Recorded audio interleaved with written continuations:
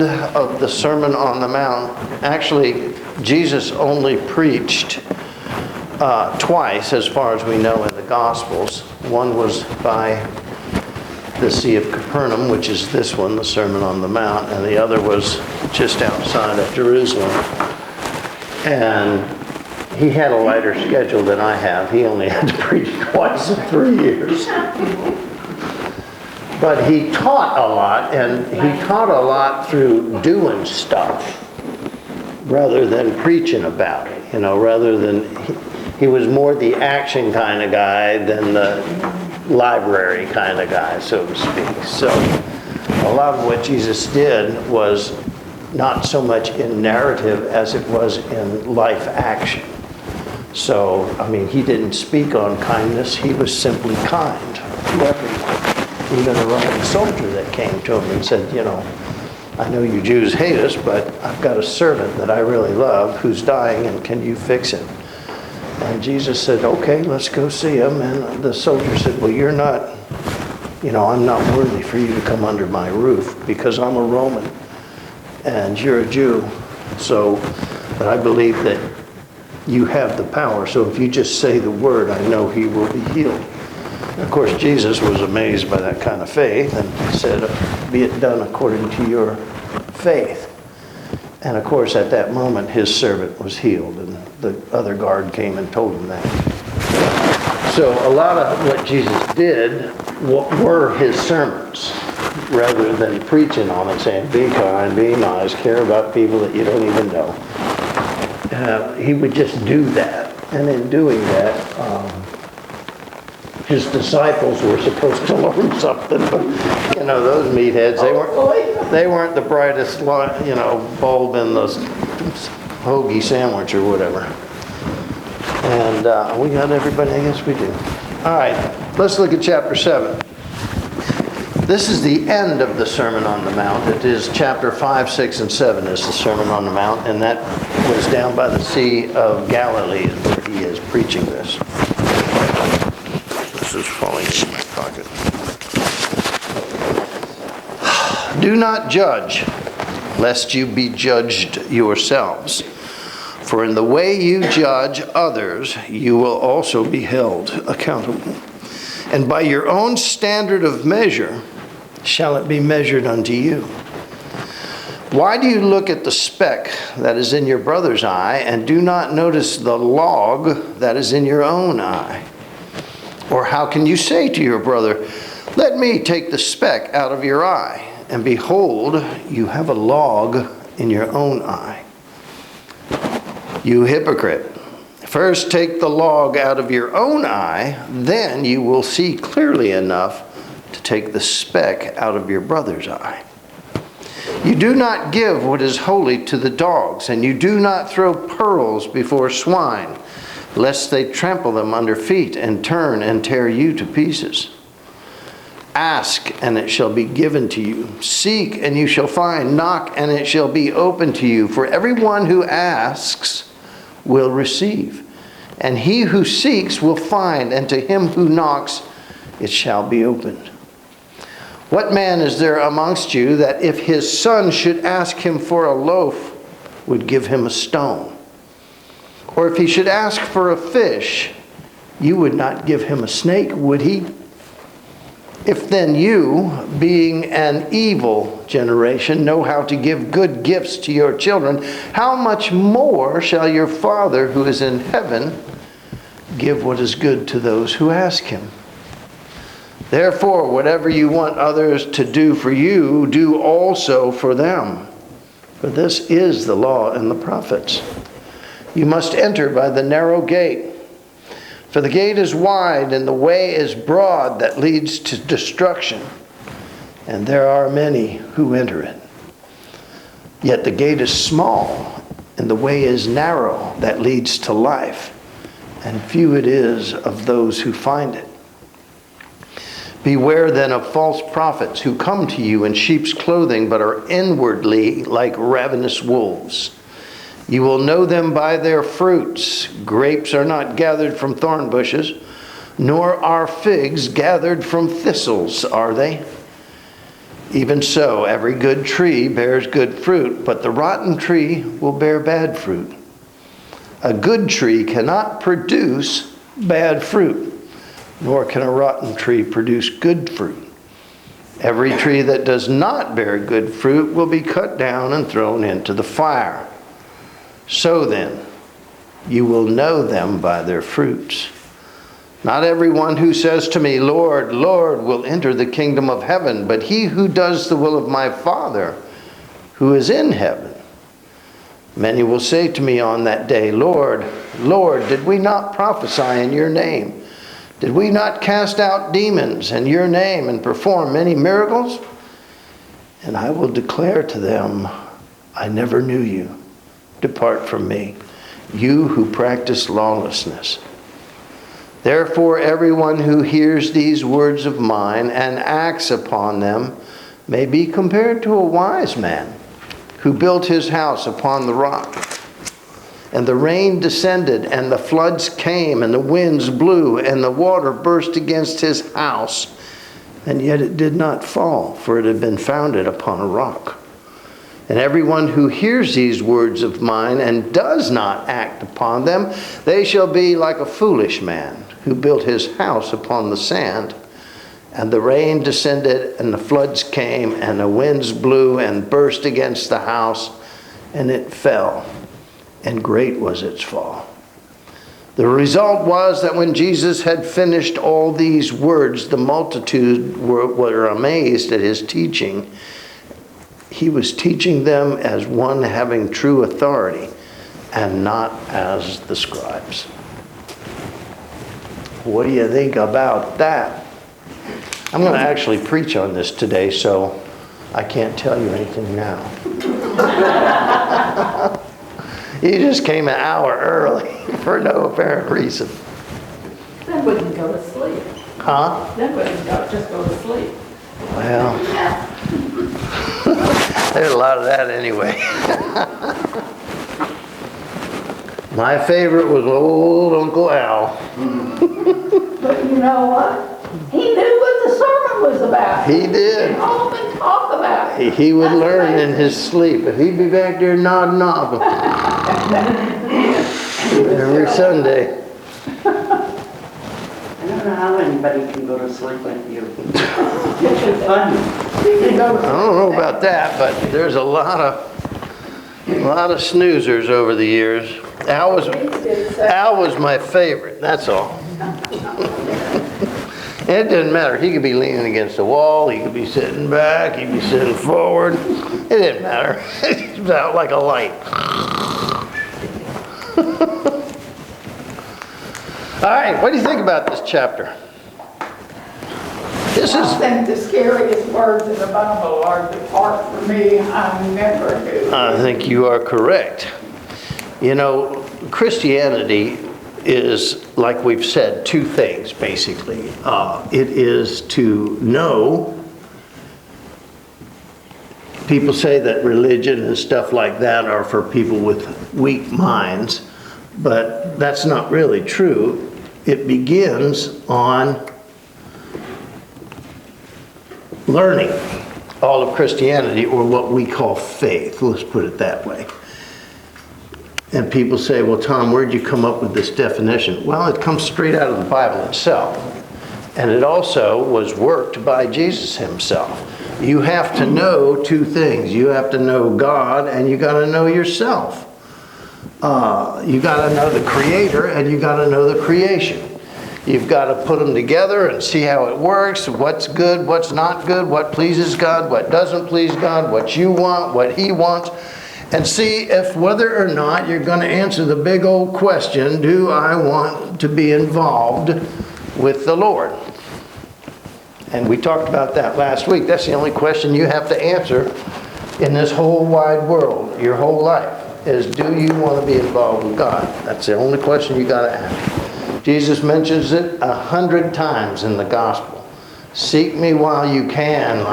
We're walking the light now, but soon the darkness is coming, and I'll be taken away and you won't have me anymore. So right now, consider what you want and where you want to be and where you want to end up, because you and God one day will have a meeting. And how's that going to work out? So, first of all, knowledge. You can't worship a God you don't know anything about. You can't pledge your heart to Jesus if you don't know what a Jesus is. The whole story. It's a little bit more than just Mary and the baby in the manger at Christmas time, and a little bit more than Jesus on the cross at Easter time.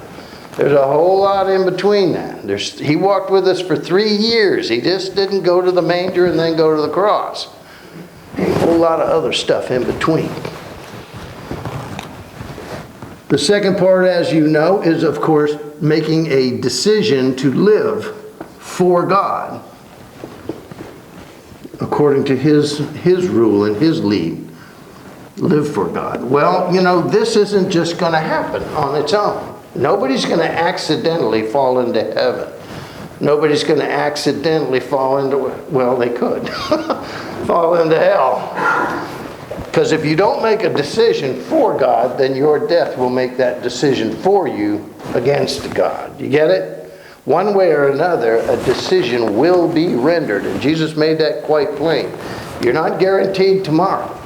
So today, if you hear His voice, Paul mirrors that same sentiment in his letters.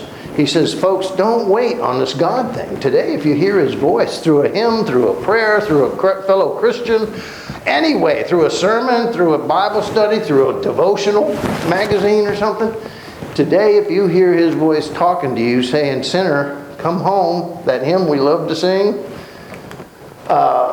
answer it. Answer this question. And do it decisively. P-C-I-S-I-O-N. This life demands a decision. Will you want to be part of the Lord and His kingdom? Will you want to be part of God? Do you want to get back in the garden? Ever since Eve went to the salad bar and got the apple, we got thrown out of the garden of God's love and kindness and provision, and we've been struggling ever since to get back in there. I think it's ironic that Jesus gets arrested where? In a garden. Of all places. We got booted out. He's trying to get us back in. And He left His men in that garden. Of course, they all ran away except for John. So, will you invest your life, your effort, your agenda, your everything, your resource, your person, your strength into living for the Lord? This is what God says. Jesus made it simple. 2 things. Love your Lord with all your heart, mind, soul, and strength, right? Well, the mind and soul is up here. The strength is down here. And in between is the decision. That's your heart. Whole heart, mind, soul, and strength. There's your mind and soul. Here's your heart. This is your strength right there. This is the greatest of all commandments. And then there's a second one, to love one another as I have loved you. How have you loved us, Lord? Well, I've taught you about God. I've taught you about yourself. Hopefully you're making a decision to carry that on for the rest of your life. Now, you look at chapter 7 here, and this is literally a practical application of everything He taught us in 5 and 6. He's saying, well, how do we do it? Okay, let me give you some practical things you can do, okay? And he says, don't judge one another. You know, that's one of the greatest things human people do. I don't care who you are, but we do it. We look at each other, we go, well, he's not so tough. Not as tough as me. You know, or women, you know. Well, my hair looks a lot prettier than hers. And, you know, my dress is better and prettier than her dress. And it never stops. It never stops. So she shouldn't have said that. Well, I couldn't say that. Well, you hear what she said? Wow, what kind of person is she? Well, she's a sinner just like you. and you both stand in the need of God's grace.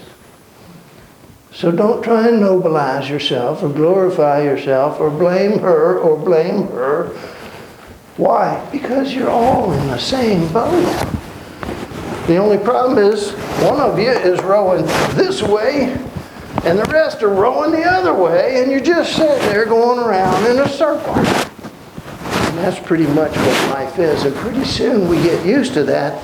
So Jesus says the easiest thing we do is judge things. You want some practical ways to be a Christian, to start living as a Christian? Then don't judge. Don't judge people. Don't judge anything. Because that's what we do every day, consciously and subconsciously. Well, I wouldn't have said that. Well, what do you mean by that? I wouldn't have said that. And that's a judgment on what they said, isn't it? Well, I wouldn't wear that. Oh, did she look in the mirror before she went out? You go to Walmart, that's real easy to do because a lot of people in there are wearing stuff. Oh, I'm judging people at Walmart. Don't do it. So Jesus says the easiest thing you do is to judge one another. Don't do it lest yourself be judged. And how would it be if your own standard was measured against you? Would you measure up? I doubt it, because you see yourself as perfect and you're far from perfect. You know, the apostles had a little problem with this twice. The first time they were arguing over who would be the greatest in the kingdom of heaven. And Jesus, took a little child and put him there and said, you must become like this child or you're never going to see him. And the second time they were arguing over who would sit on right and the left, because James's mother went up and asked Jesus. And he said, what can I do for you, lady? And she says, well, when you come into your kingdom, can my two boys sit on your right and on your left? Jesus said, do you think I chose these guys because they were any holier than anybody else? On the contrary, these guys are nasty guys. Think about it. Judas betrayed Jesus. Peter denied Jesus. Thomas doubted Jesus. Hate that, but... And on and on. Simon was the zealot. He killed people for Jesus. You go around the table and, boy, what a collection of worst guys that you have. Jesus asked, do you think I chose you because you guys were better than everybody else? How does God work from the beginning till the end? The Lord chooses the weaker things to prove His strength. The Lord chooses the less than glorious things to prove His glory. The Lord uses the poorest of the poor and makes them rich like kings. The Lord uses the sickest of the sick to make them strong and mighty. God, even Tuesday morning Bible study, He had an army of 30,000, and what did He do with them? Send them away, send them home, send them home. Until Gideon shows up and he says, well, Lord, what happened to all my guys? I only have 300 guys. They have 25,000. The Lord says, I'm going to give you this victory. And if you have 30,000 men, I'm afraid you'll walk off saying, I'm the greatest general there ever was. And quite frankly, Gideon, you're not. You're a procrastinator. You like to hang out and, you never quite get around to fighting. So what I'm going to do is I'm going to give you 300 guys and you are going to fight. You're going to do it my way.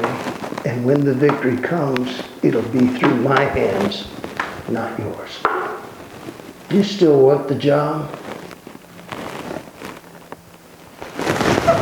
God asks us almost on a daily basis. You still want the job?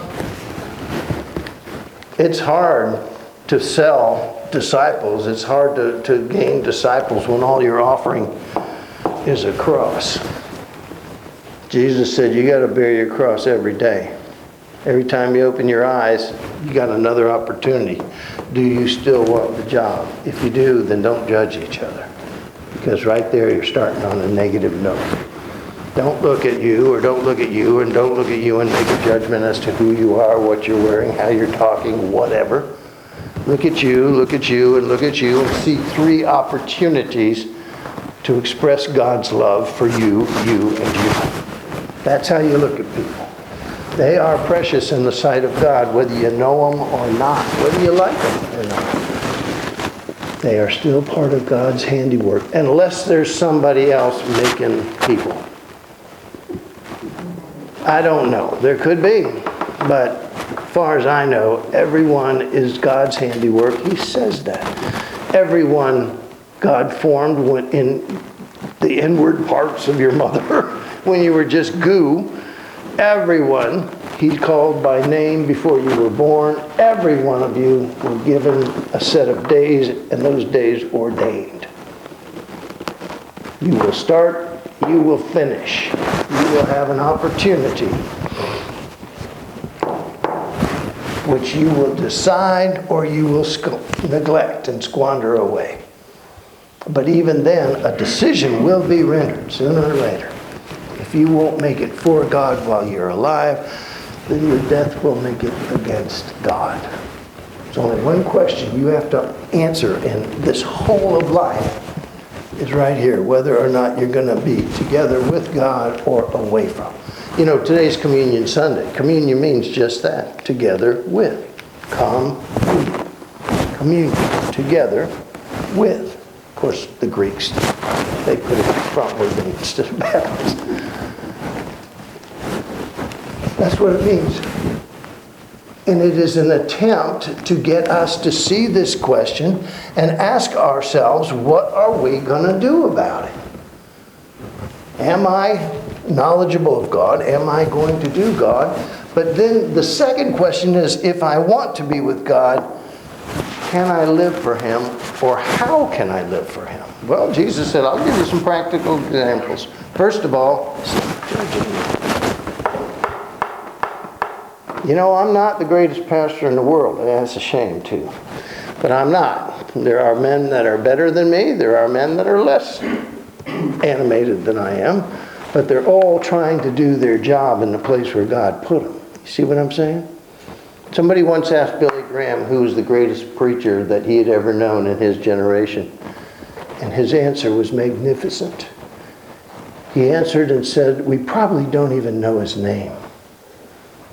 Probably some little guy out in the middle of dismal Seepage, Iowa, preaching to a little congregation of 12 people, and he's been doing it for 57 years. Faithfully, religiously, holy, divinely, privilege in his eyes to bless those 12 people. That's who's the greatest preacher in the world. Well, Jesus told us the greatest man in the world was John the Baptist.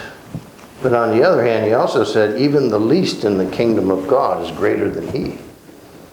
If you're here and here and here, then you're in the kingdom of God.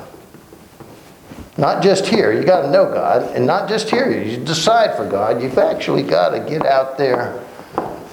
As Jesus said, bear fruit and prove yourself my disciples. Get it? Well, you're going to hear another part of it when we get to the service this morning, because I'm working on this little 7 Sacred Sundays, a living faith, not just a knowing faith. So, and the title of the sermon is Actions Speak Louder Than Words. Okay? You can't say, Tom Water, you heard that in Sunday school. I'm going home. Oh, boy. I would. Well, Tom, I think you're the best. Well. You are the best. See, don't judge.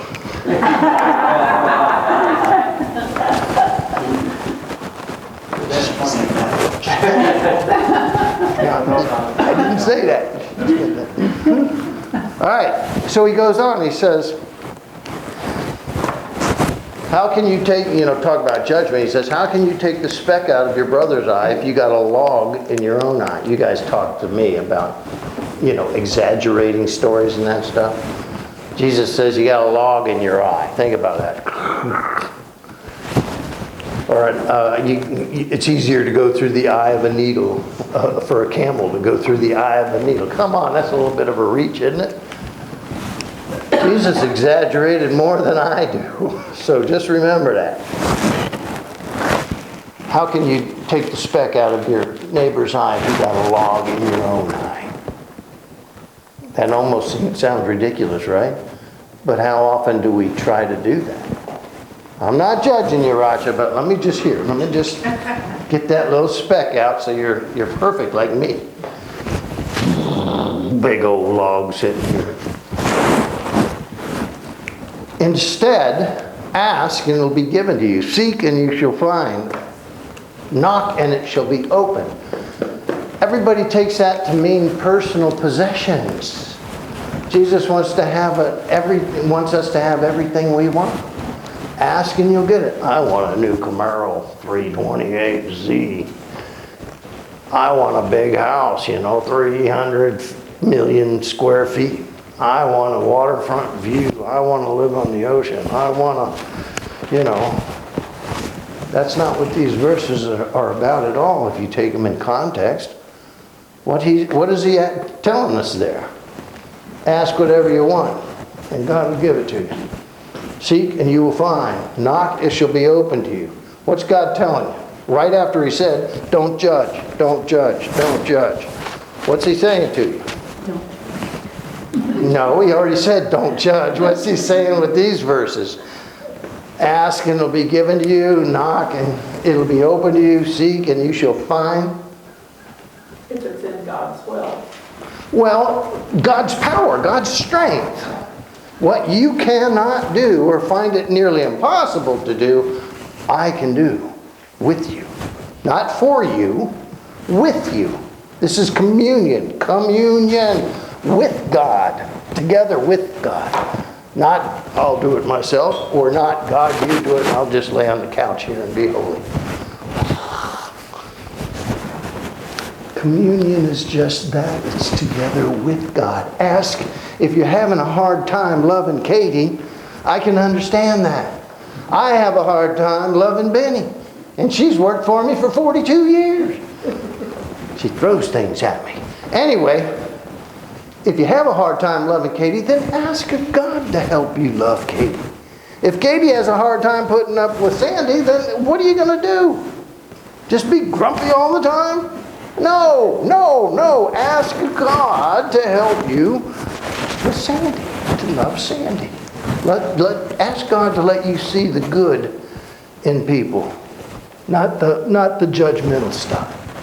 That's what he's talking about. Ask God, where's God?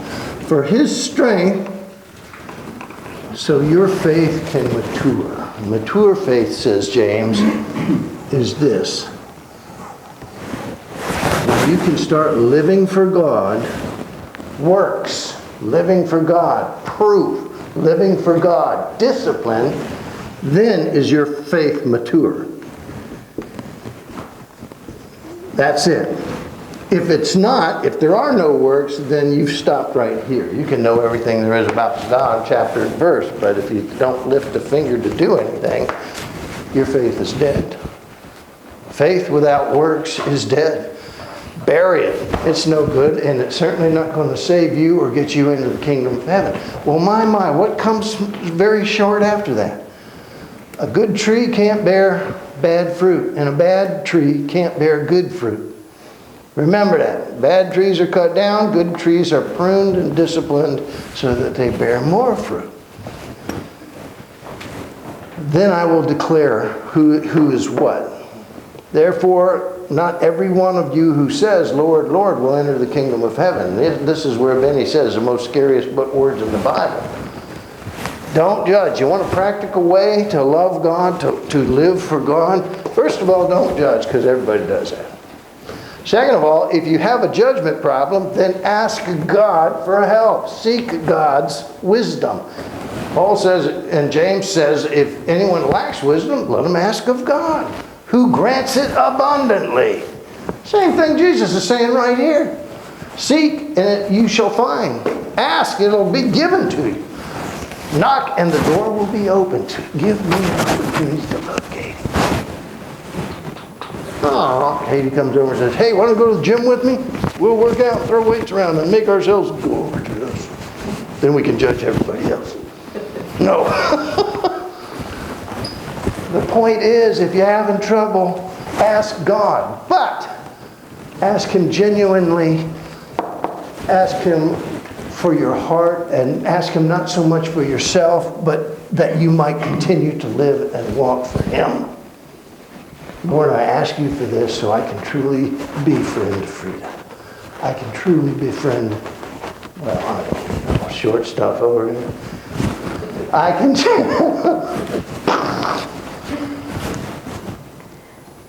ask genuinely, not for yourself, but for the person or persons you want to get close to. Why would Matthew put that in there? Remember who's writing this. Why would Matthew put this kind of stuff in there? Because everybody judges Matthew. Everybody hates Matthew. And if anything says, Lord, I don't want to be judgmental, I don't want to hate, because I've been that my whole life and it's destroyed me. I want to live for you, Lord. Don't judge. If you're having a problem with it, ask God and do it genuinely that you can become part of the family of God. And do it heartfelt, with all your heart, with all your mind, all your soul, and all your strength. Because if you don't, you're just going through the motions, which might be okay for a year or so, but it's got to become real. John Wesley came over here to the United States from England 100 years ago, 200, 300 years ago, and tried to start a church. He landed in Georgia. Bad idea. And the Georgians ran him out on a rail, beat him up a couple of times, said, get out of here, Mr. Holier Than Thou. Because he went in there saying, you're a sinner, you're a sinner. Whoa, short people are really bad sinners. And, you know, just pointing the fingers, and they said, you know, he was flying across the ocean, got back on a ship, sailing back to England just in time before they killed him, literally. And John Wesley was downhearted and destroyed and broken. He was sitting on that ship, and there was an old Moravian priest on board. His name was Zinzendorf. His mother didn't like him, I take it, with a name like that. What are we going to call this thing? A Zinzendorf. Okay. That's not going to look good on the driver's license. So the pastor Zinzendorf went and sat with him and said, what's going on? If you're a preacher, you should be happy and glorious in the Lord. Well, he related to him the Georgian experience. And he said, well, you know, there's some places in this world that we don't fit into very well, at least at first. But that doesn't have to be an ending for us. Many times Paul tried to go up into the Germanic tribes. Well, I don't know if you know this or not, but historically, Attila the Hun was up there killing everybody. And the Spirit stopped him. 3 or 4 times he tried to go up into the Germanic tribes. And then finally God gave him a vision.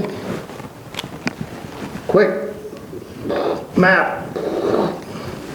Over here. Here's Greece down here. And here's Rome over here. Anyway, all the crazy barbarians were all over the place here. Paul was coming up. Oh, here's Turkey over here. This is modern day Turkey. Anyway, Paul was coming up this way, and he got to like Ephesus, and he wanted to go north. And God wouldn't let him. And we're not told why. History tells us why. They would have done away with him in a heartbeat. He just got cut off his head and let's go. And none of the rest of Paul's mission would have ever happened. See what I'm saying? The Spirit deliberately stopped him from going north. And then gave him a vision of a man over here. Well, actually it was over here. No, it was over here. That's right. It was over here. And the man was saying, Paul, come to us.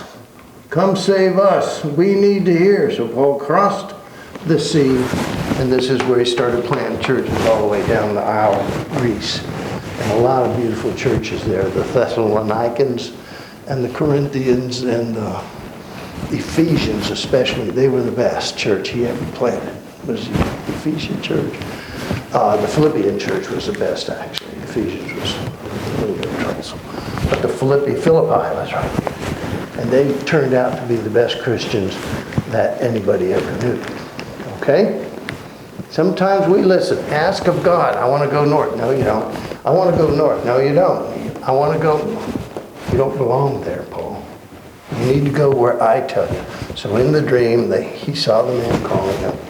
And he went, and of course he established churches all over there, then all over here. He did everything right.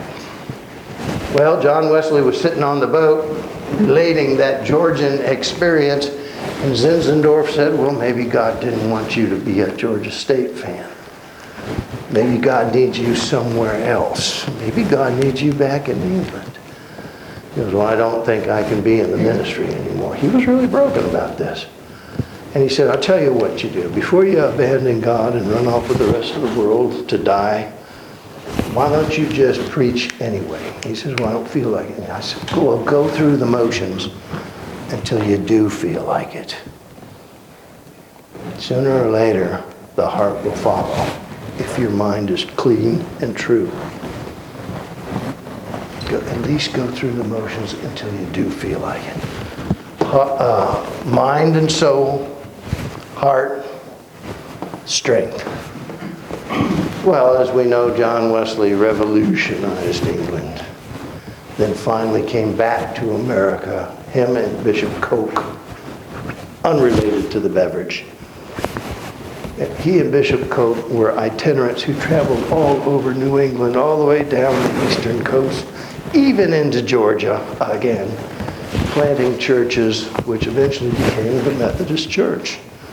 It became actually a number of churches, but Methodist predominantly. And then Wesley died, and he and his brother, his songs, his hymns, carried on for generations, even to this day.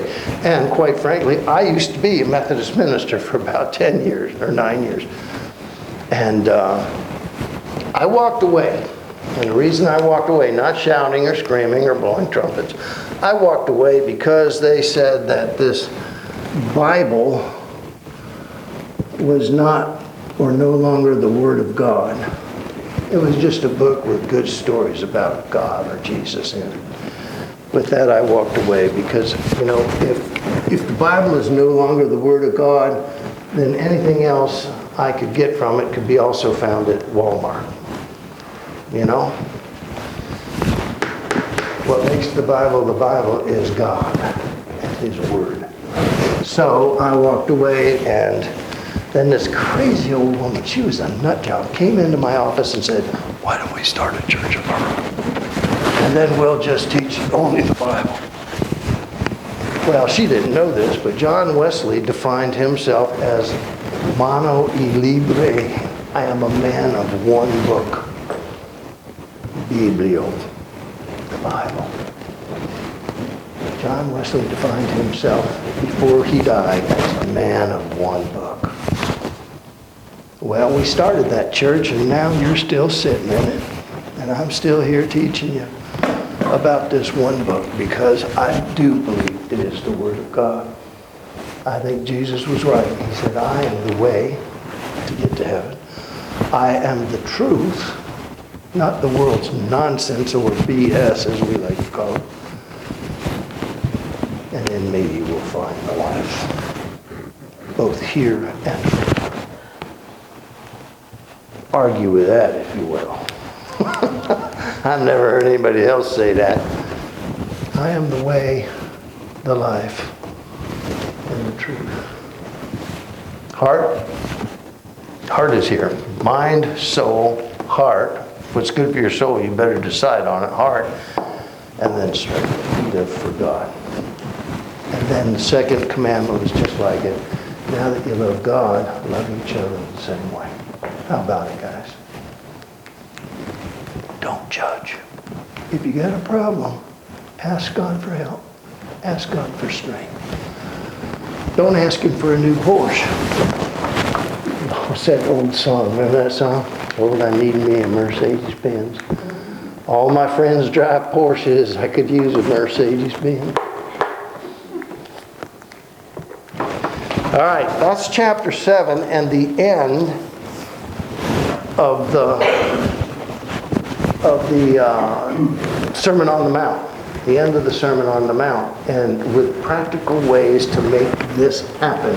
And then, of course, the final admonition is, if you don't,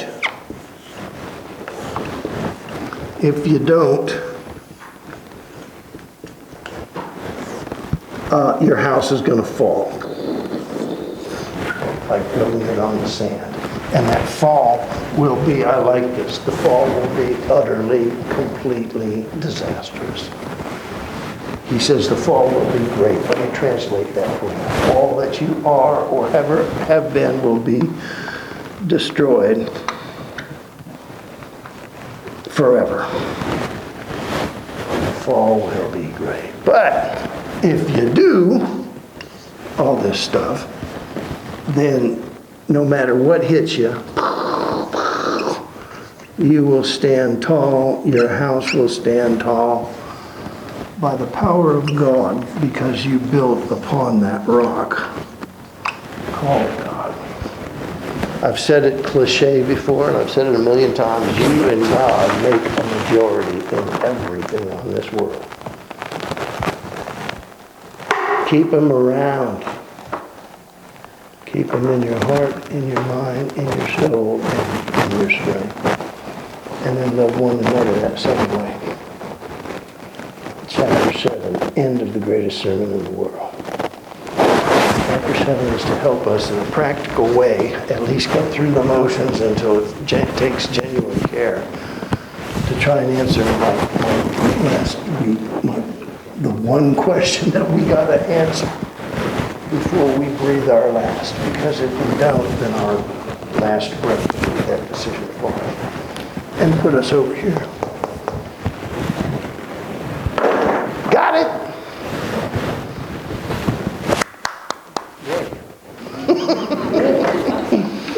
Okay, Matthew has been over here for long enough. He wants to go to the good guy's side. You can see it, the way he records what Jesus said and how he puts it in the greatest sermon of the world. It is pretty good, I gotta say. See, the preacher's better than me. Jesus with one of them, if you can believe that log in the eye thing, and the camel through the eye of a needle thing, and 100 others. All right, that's all I got. Go away. King James is the beat. Huh? King James version.